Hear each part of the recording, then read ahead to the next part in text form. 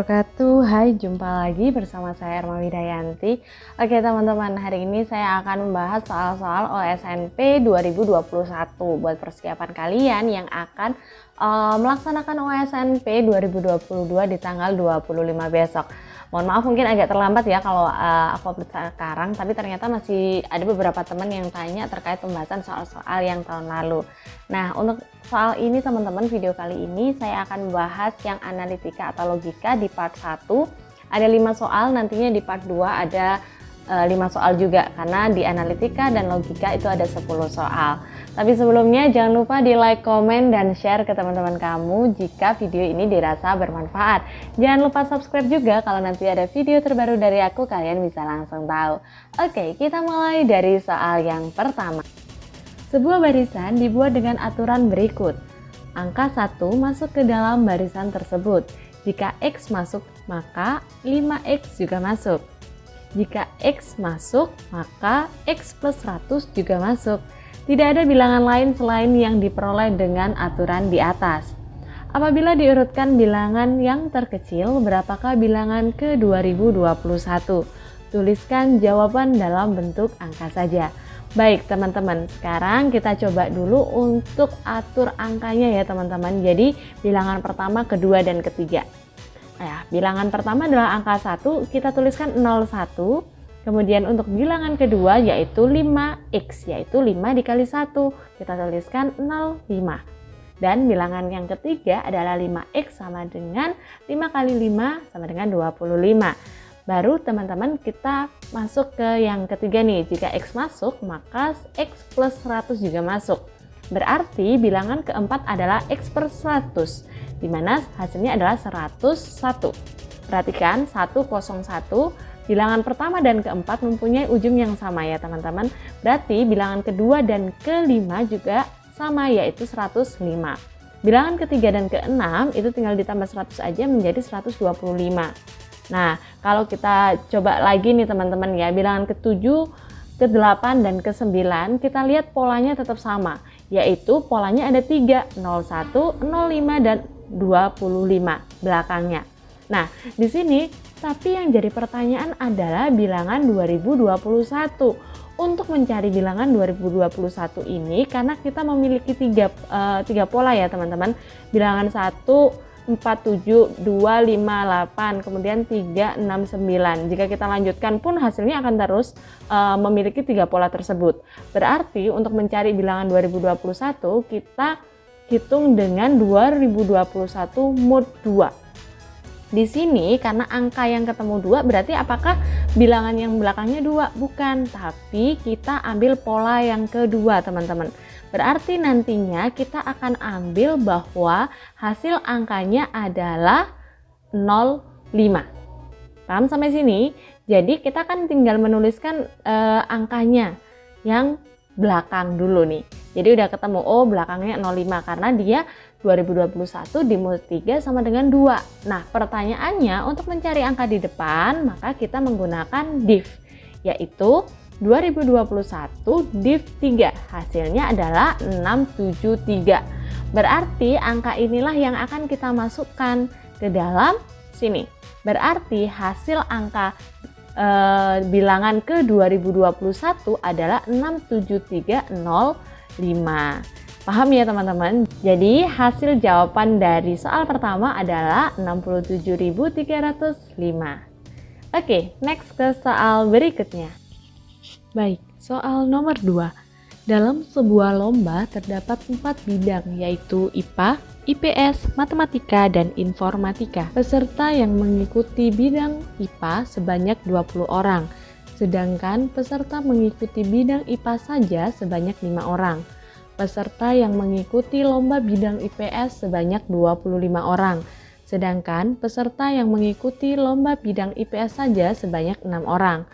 Peserta yang mengikuti lomba bidang matematika sebanyak 30 orang, sedangkan peserta yang mengikuti lomba bidang matematika saja sebanyak 7 orang. Peserta yang mengikuti lomba informatika sebanyak 35 orang, sedangkan peserta yang mengikuti bidang lomba informatika saja sebanyak 8 orang. tidak ada peserta yang mengikuti lomba bidang IPA dan IPS sekaligus. Apabila terdapat 14 orang yang mengikuti 3 bidang lomba sekaligus, berapa banyak peserta yang mengikuti bidang lomba matematika dan informatika sekaligus? Tuliskan jawaban dalam bentuk angka saja. Baik teman-teman, sekarang kita buat tabelnya dulu ya biar lebih gampang. Jadi di sini ada bidang lomba IPA, IPA saja, IPS, IPS saja, matematika, matematika saja, informatika dan informatika saja. Jadi di sini sudah ada bidang-bidangnya dan jumlahnya sesuai dengan cerita di atas. Nah, di sini teman-teman kita harus membuat irisan ya, himpunan-himpunan irisan gitu. Mungkin bisa dicoba-coba juga sama teman-teman. Yang pertama pastinya ini adalah yang setelah banyak percobaan dan juga menonton banyak referensi gitu ya, akhirnya menemukan satu yang paling tepat menurut saya. Jadi yang pertama adalah IPA, matematika, informatika, dan IPS. Kondisinya seperti ini teman-teman, dimana yang IPA dan IPS tidak bersinggungan sama sekali, tetapi bisa jadi anak itu mengikuti informatika, IPA, dan matematika sekaligus, atau dia mengikuti matematika, informatika, dan juga IPS. Dan yang dicari adalah yang mengikuti informatika sekaligus matematika saja. Berarti nanti akan ada 2 yang kita cari di sini. Nah, tetapi kalau kita lihat datanya teman-teman, kita masukkan dulu. Nah, di sini yang IPA saja adalah 5. Kemudian informatika saja adalah 8. Matematika saja 7, IPS 6. Sedangkan 14 itu yang mengikuti 3. Jadi pakai irisan di sini ya. Nah, berarti ada yang belum ketemu nih teman-teman variabelnya. Berapakah yang ada di sini, di sini, di sini, dan di sini. Nah, maka kita pakai abjad aja lebih gampang. Jadi di IPA itu ada 5 A plus B gitu ya. Jadi kalau yang kita cari di sini hanyalah nantinya itu 14 ditambahkan dengan C. Karena yang dicari informatika dan matematika sekaligus kayak gitu. Jadi untuk lebih gampangnya ini sudah saya buatkan tabel lagi. Di IPA tadi ada 20 peserta kan, 5 sudah diketahui bahwa IPA saja, kemudian ditambahkan A plus B. Jadi A plus B sama dengan 15. Kemudian untuk IPS itu ada 25, berarti kan 14 ditambah 6, kemudian ditambah D dan juga E. Otomatis D sama E ini totalnya 5 teman-teman. Nah selanjutnya untuk matematika ini ada 30. 30 itu dari kesemuanya, berarti 7 ditambah 14 ditambah A, C, dan D. Otomatis di sini A, C, dan D angkanya adalah 9. Kemudian informatika itu ada 35. 35 berarti 8 ditambah 14 ditambah B ditambah C dan juga E. Berarti totalnya B, C, E itu ada 13. Gitu ya teman-teman, sampai sini paham? Kita lanjutkan. Nah, persamaan ini kita lanjutkan untuk mencari informatika dan matematika sekaligus tadi. Berarti kita hanya berfokus ke matematika dan informatika aja, gitu ya. Nah, sekarang kita cek nih. Informatika itu adalah B, C, E sama dengan 13. B, C, ini tadi kan kita bisa lihat ya, kalau E itu sama dengan D plus E sama dengan 5. Berarti kalau E 5 min D. Kita ganti 5 min D. Biar apa? Biar lebih mudah teman-teman. Berarti variabelnya akan berubah menjadi min D. Ini min D dulu ya. Kemudian B, B-nya yang ini. Kemudian C, C-nya yang ini. 8 itu adalah 13. Ini pindah ruas jadinya min 5. Berarti 8. Nah, matematikanya ada A, C, D. Nah, variabelnya udah mulai beririsan nih, mulai sama nih teman-teman. Jadi ada C sama-sama C dan juga D. Nah, ini 9. Sekarang kita coba ke bawah. Nah, karena tadi itu sudah ada variabel D-nya adalah D min D, kita ngikuti yang atas ya teman-teman biar gampang. Yang D, B, C sama dengan 8. Kemudian D-nya ini kita majukan, sama kan dibolak-balik. D, kemudian A, kemudian C. Kenapa? Biar C-nya itu jelas 2 gini. Kemudian sama dengan 9, kita tambahkan, kita eliminasi, yang D-nya udah hilang ya, tinggal A plus B plus 2C sama dengan 17. Nah, setelah itu A plus B plus 2C sama dengan 17. A ini teman-teman, kalian bisa lihat data yang tabel di sini tadi, bahwa A plus B sama dengan 15. Biar variabelnya sama, berarti A itu sama dengan 15 min B. Jadi kita tulisnya yang A menjadi 15 min B plus B lagi plus 2C sama dengan 17. Nah, 2C di sini kan min B plus B, hilang kan ya. Kemudian 15-nya kan pindah ruas, jadinya 2C sama dengan 17 min 15. 2C sama dengan 2. Otomatis nilai C adalah 1. Udah ketemu nih. Nah, kita lihat irisannya tadi atau himpunannya tadi ya, yang saling beririsan seperti apa. Kita hanya mencari matematika dan informatika sekaligus. Berarti yang kita cari hanya ini, teman-teman. Otomatis dia yang mengikuti informatika dan matematika sekaligus itu adalah 14 plus C. C-nya adalah 1. Berarti hasilnya adalah 15. Oke, kita lanjut ke soal berikutnya. Baik, soal nomor 3. Terdapat 6 orang bernama A, B, C, D, E, dan F yang memberikan pernyataan berikut. A, C bohong, B, A jujur, C, 3 orang di antara kami bohong, D, 4 orang di antara kami jujur, E, F bohong, dan F, D bohong. Sebutkan orang yang jujur, urutkan sesuai abjad. Tuliskan jawaban dalam huruf kapital tanpa spasi. Sebagai contoh, jika menurut kalian yang jujur adalah B, D, dan C, maka kalian harus menulis jawaban B, C, D. Gitu ya teman-teman. Oke, kalau di sini kita harus berpersepsi dulu kalau mencoba-coba dulu gitu ya. Nah, sekarang kita tentukan dulu aja teman-teman, yang A itu kira-kira jujur apa bohong. Kalau saya prefernya yang pertama itu kita buat jujur aja dulu. Nanti kalau misalnya ada yang kontradiktif berarti kita harus merubahnya gitu aja ya. Kita coba dulu yang A adalah jujur.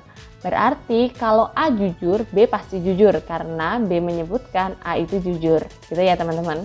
Kemudian yang C, karena tadi statementnya A adalah bohong dan dia sedang jujur, berarti dia bohong. Kemudian yang D, 4 orang di antara kami jujur. Nah, ini kita kan belum tahu sih sebenarnya teman-teman. Baru 2 orang kan ya. Tetapi seperti persepsi yang pertama tadi, bahwa kalau kita belum tahu, kita anggap dia jujur dulu. Ya, kita anggap dia jujur dulu, berarti kita tuliskan dia jujur. Kemudian untuk E, itu kita belum tahu karena kita belum masuk ke F. Nah, sekarang kita F dulu aja deh.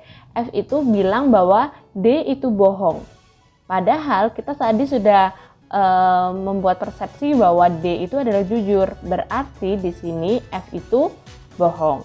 Nah, kalau F sudah bohong, E di sini kan menyatakan F itu bohong, berarti E itu jujur ya teman-teman. Nah, sekarang kita cek deh satu persatu. C bohong, berarti C bohong. Oke, benar. A jujur, A jujur. 3 orang di antara kami bohong, berarti salah ya karena C kan udah bohong, nggak mungkin. 4 orang di antara kami jujur. 1, 2, 3, 4. D jujur, benar. Kemudian F bohong, oke. Kemudian D bohong karena F-nya sudah bohong, berarti dia jujur. Tidak ada yang kontradiktif ya teman-teman, jadi udah benar semua. Berarti jawaban yang paling tepat itu adalah A, B, D, E. Gitu teman-teman. Oke, kita lanjut ke soal berikutnya. Baik teman-teman, selanjutnya adalah soal keempat. 8 buah bola diletakkan saling bersentuhan dari kiri ke kanan. Bola tersebut akan diwarnai dengan warna merah, biru, kuning, hijau, dan atau ungu. Sehingga warna setiap bola berbeda dengan 2 bola di sebelah kirinya dan 2 bola di sebelah kanannya. Berapa banyak cara mewarnai bola tersebut? Tuliskan jawaban dalam bentuk angka saja. Baik teman-teman, di sini ada 8 bola ya. Sudah ada 8 bola tanpa warna.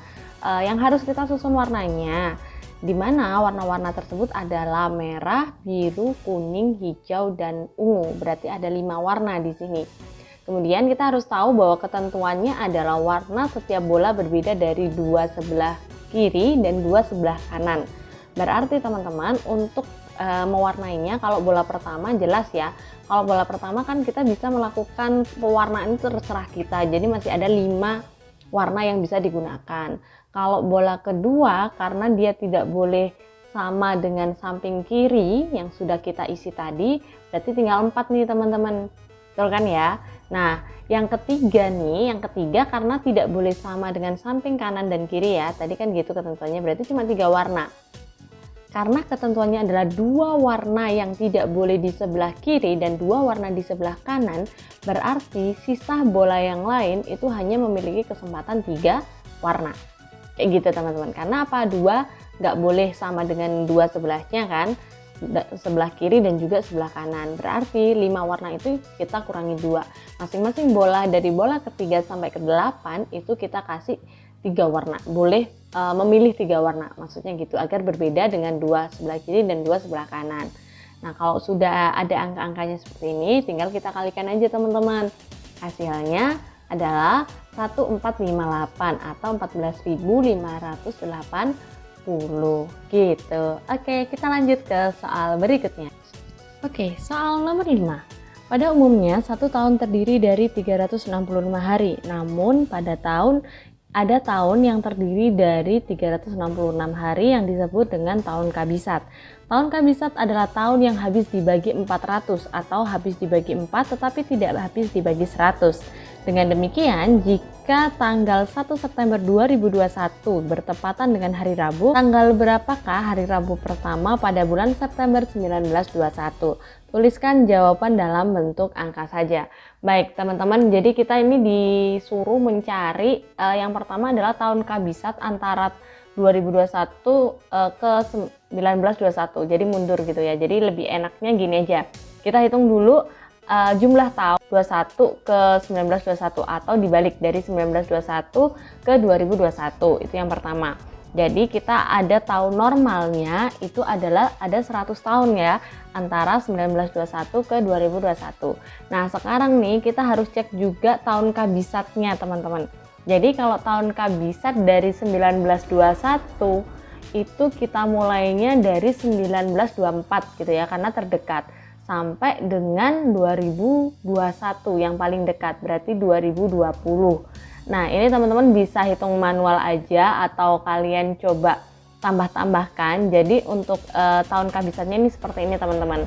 Startnya mulai 1924 karena tadi habis dibagi 4 ya.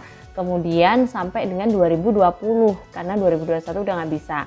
Nah, kita jumlahkan aja totalnya di sini ada 25 tahun yang 366 hari. Jadi ada normalnya tadi yang total kita sudah hitung ada 100 tahun, tapi yang kabisatnya ada 25 tahun. Berarti menghitungnya gimana? Cara menghitung jumlah harinya aja antara tahun 1921 sampai 2021 ini adalah 100 dikali 36 hari karena kita hitung normal dulu, dan kita tambahkan 25 hari dari tahun kabisat karena ada 25 tahun. Berarti kan plus 1 semuanya nih. Jadi tinggal ditambahkan aja. Totalnya adalah 36525. Tinggal ditambah di belakangnya sih sebenarnya.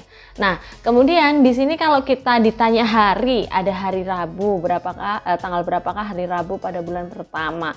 Berarti teman-teman kita harus ingat bahwa 1 minggu itu kan ada 7 hari ya. Berarti total ini kita dari 1 minggu ada 7 hari, berarti dari 3652 ini total hari kita mut dengan 7 hari. Gitu ya. Jadi total hari dalam 100 tahun, kemudian mut 7 karena 1 minggu itu ada 7 hari. Totalnya adalah 6. Nah, kalau sudah ketemu gini teman-teman, baru kita cek jika 1 September 2021 itu adalah Rabu, maka 1 September 1921 itu Rabu min 6 hari. Jadi dikurangi mundur 6 hari gitu maksudnya. Jadi dikurangi 6 harinya. Kita mencari harinya dulu ya. Karena kita mencari 1 Septembernya biar sama-sama 1 September. Baru kita nanti akan cari hari Rabu di minggu pertamanya gimana. Jadi kalau sudah kayak gini, kita buat hari Rabunya di sini nih teman-teman. Ya, udah ada hari Rabu sebelumnya. Kemudian kita mundur nih, ada Rabu, Selasa, Senin, Minggu, Sabtu, Jumat, Kamis. Berarti tanggal 1 September itu berada di hari Kamis ya. Jadi gitu ya. 1 September 1921 itu adalah hari Kamis. Nah, setelah kita ketemu hari Kamis, sekarang kan kita mencari hari Rabu lagi, biar sama-sama Rabu. Itu gimana? Berarti kita tinggal ini aja, 1 September, 2 September, 3 September, 4 September, 5 September, 6 September, berarti 7 September yang berada di hari Rabu. Tanggal berapakah hari Rabu pertama di bulan September 1921? Adalah tanggal 7. Jadi jawaban yang paling tepat itu adalah 7. Oke, itu dulu ya teman-teman. Ini untuk part satunya tentang analitika atau logika.